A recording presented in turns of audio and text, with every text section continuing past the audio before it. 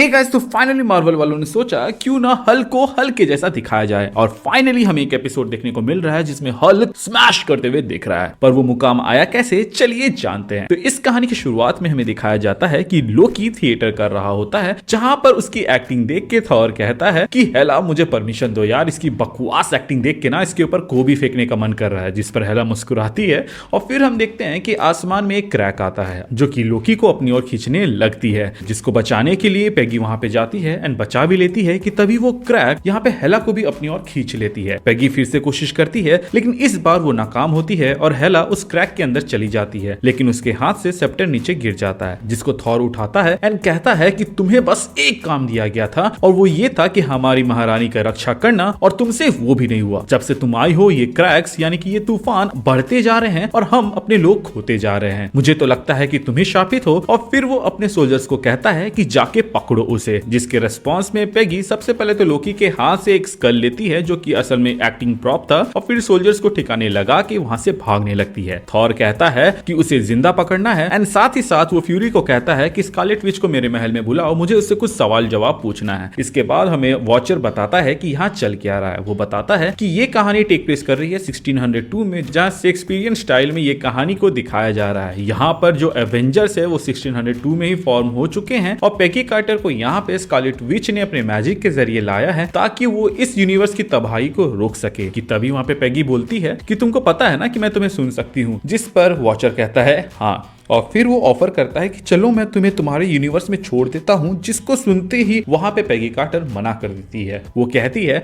कि मैं इस दुनिया को बचा सकती हूँ तो मैं मरते दम तक कोशिश करूंगी इस दुनिया को बचाने की। जिसके रेस्पॉन्स में वॉचर कहता है कि लाखों हजारों यूनिवर्सेस हर समय डिस्ट्रॉय होते रहते हैं और खत्म होते रहते हैं, तुम सबको नहीं बचा सकती, और अगर बचा भी ली तो कभी ना कभी तो ये खत्म होना ही है। जिसके रेस्पॉन्स में पेगी कार्टर कहती है कि जब खत्म होना होगा वो होगा, लेकिन अभी तो बिल्कुल भी नहीं। इसके बाद हम देखते हैं कि वॉचर वहां से गायब हो जाता है और पेगी जाती है महल के पास, जहां पर वो चोरी छुपे बातें सुन रही होती है। यहाँ पर स्कारलेट विच थॉर से कहती है कि मुझे मालूम है कि ये जो तूफान आ रहा है वो कई सारे जगहों को निगल चुका है और हमारे यूनिवर्स को तबाह कर रहा है, बट यकीन मानिए इन सब के पीछे कैप्टन कार्टर का कोई हाथ नहीं है। असल में वो तो की है जो कि हमें इन सब से बचाएगी। हमारी दुनिया में उससे पहले ही कोई एक टाइम ट्रेवलर आ चुका है और उसी के वजह से ऐसा हो रहा है। इतना सुनते ही पेगी वहां से निकल जाती है क्योंकि अब उसको पता है कि इस प्रॉब्लम का सलूशन क्या है, और इसीलिए वो जाती है टोनी स्टार्क के पास, क्योंकि ऑफ कोर्स यूनिवर्स कोई भी हो सबसे स्मार्टेस्ट मैन तो वहां पे टोनी ही होगा। यहाँ पर वो टोनी को सबसे पहले वो प्रॉप देती है जो कि उसने लोकी से लिया था, जिसमें उसको कुछ ग्रीन कलर का शाइन करते हुए दिखता है, जिसको देखकर वो बताता है कि ये तो इस यूनिवर्स का नहीं लगता, प्लस इससे जो रेडिएशन निकल रहा है वो भी यहाँ का नहीं है। जिसको सुनते ही पेगी कहती है कि हमें उस पहले टाइम ट्रेवलर को ढूंढना होगा जो कि यहाँ पर आया था और उसके साथ ये एनर्जी सिग्नेचर मैच खा जाएगा। जिस पर टोनी कहता है कि मैं ऐसा डिवाइस बना तो सकता हूं लेकिन उसको पावर देने के लिए मेरे पास शक्ति नहीं है। इन थ्योरी अगर मैं ऐसा डिवाइस बना भी देता हूं तो उसको पावर देने के लिए जितनी ऊर्जा चाहिए होगी वो बेसिकली कई सारे शिप्स को पावर देने इतना होगा। जिसको सुनते ही पेगी कहती है कि आर्क रिएक्टर तो इस समय में मिलने से रहा, तो फिर क्या किया जाए। जिस पर टोनी कहता है कि किंग के पास जो सेप्टर है उससे पावर दिया जा सकता है। तो पेगी कहती है कि मैं उसको चोरी करने जाती हूँ, तुम अपने काम में लग जाओ। यहाँ पर टोनी कहता है कि अगर तुम लोग चोरी करने जा रहे हो तो मैं एक टोली सजेस्ट कर सकता हूं। और फिर हमें दिखाया जाता है कि लोकी कहीं जा रहा होता है और उस पर हमला होता है। यहाँ पर हमला करने वाले स्टीव रॉजर, बकी और एंटमैन यानी कि स्कॉट होता है, और वो लोग बेसिकली रॉबिन हुड जैसे काम कर रहे होते हैं। तभी वहां पे पेगी आती है, जिसको देखकर स्टीव शॉक्ड हो जाता है और फिर उससे बात करने लगता है। यहाँ पर वो सबसे पहले तो ये क्लियर करती है कि मैं इस समय की नहीं हूँ, क्योंकि स्टीव को लग रहा था कि शायद तक वो घोस्ट हो सकती है। और यहाँ पे स्टीव बताता है कि तुम बिल्कुल उसकी जैसे हो। मौके का फायदा उठा के लोकी वहां से भाग जाता है और फिर हम देखते हैं कि पेगी स्टीव से बात करती है कि हमें वो सेप्टर चोरी करना है और इस यूनिवर्स को तबाह होने से बचाना है। यहाँ पे स्टीव पूछता है कि दूसरे यूनिवर्स में हम साथ हैं या नहीं, जिसका जवाब पेगी नहीं देती है। तभी हम देखते हैं कि वहां पर हमला होता है जो कि हैप्पी होगन लीड कर रहा होता है, और इस हमले के बीच में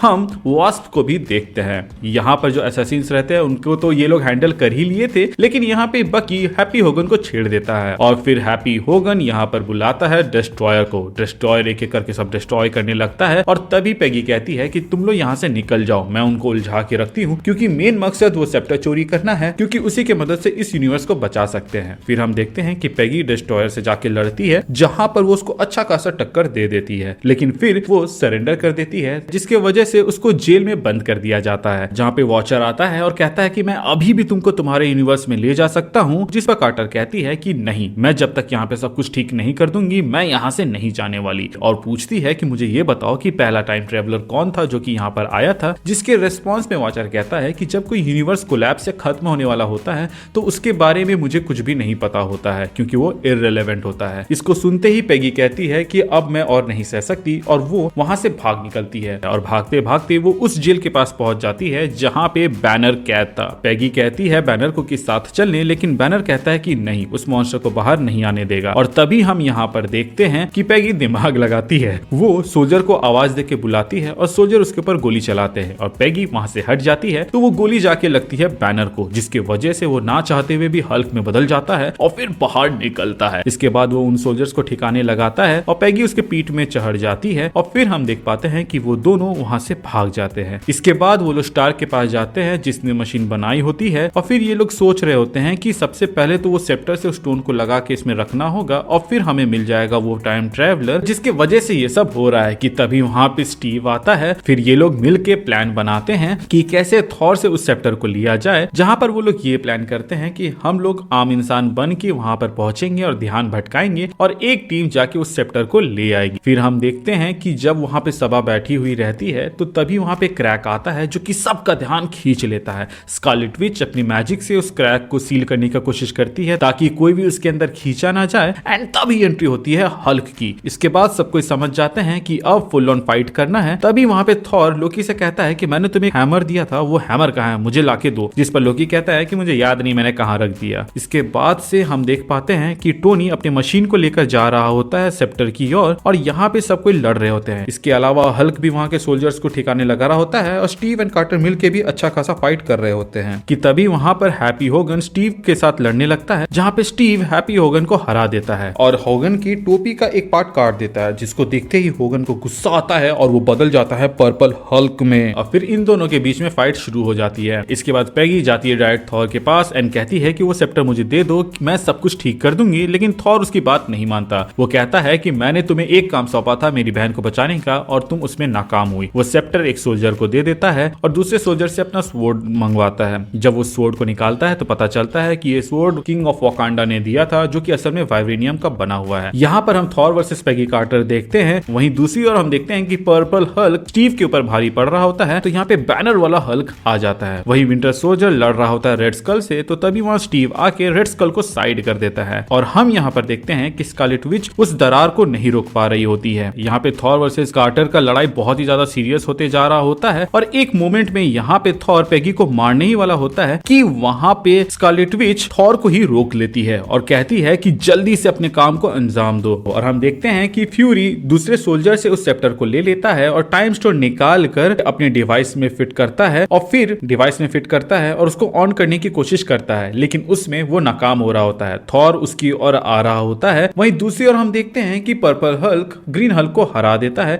और वो भी टोनी की ओर बढ़ रहा होता है। तभी वहां पे पेगी कार्टर उस मशीन में अपना हाथ डालती है, जिसके वजह से उसके हाथ में एक गॉन्टलेट जैसा बन जाता है और वो उस टाइम स्टोन को यूज करती है, जिससे सब कोई कुछ पल के लिए रुक जाते हैं एंड चारों ओर ग्रीन कलर का लाइट चमकने लगता है। फिर वहां पे स्कारलेट विच कहती है कि वो रहा पहला टाइम ट्रेवलर, और हमें यहाँ पे पता चलता है कि वो पहला टाइम ट्रेवलर और कोई नहीं बल्कि स्टीव था। जिसके बाद से पेगी स्टीव से पूछती है कि ये कैसे मुमकिन है। तभी वहां पे स्टीव कहता है कि मुझे थोड़ा थोड़ा याद है, मैं थैनोस से लड़ रहा था और वहां पर मैंने अपने शील्ड से टाइम स्टोन पे हमला किया था, जिसके बाद से ये सब शुरू हुआ। इतना सुनते ही थॉर कहता है कि कार्टर तुम्हें पता है कि यहाँ पर क्या करना है। जिस पर पेगी कहती है कि हमेशा मुझे ही क्यों तुम्हें खोना पड़ता है, हम दोनों कभी भी एक क्यों नहीं हो सकते। जिस पर स्टीव कहता है किसी न किसी यूनिवर्स में हम एक होंगे और तुम मुझे खो नहीं रही हो।